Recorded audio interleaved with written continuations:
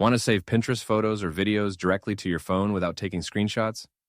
In this video, I'll show you how to download Pinterest images and videos on iPhone, Android, or even your computer.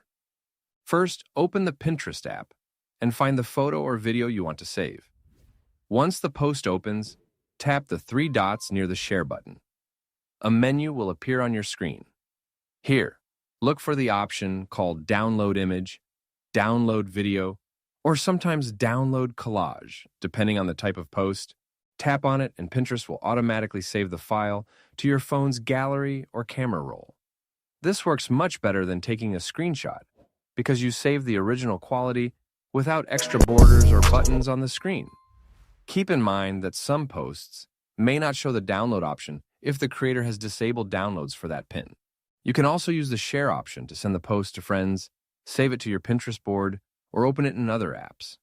Thanks for watching, and I'll see you in the next one. Make sure to like this video and subscribe for more quick Pinterest tips and tutorials.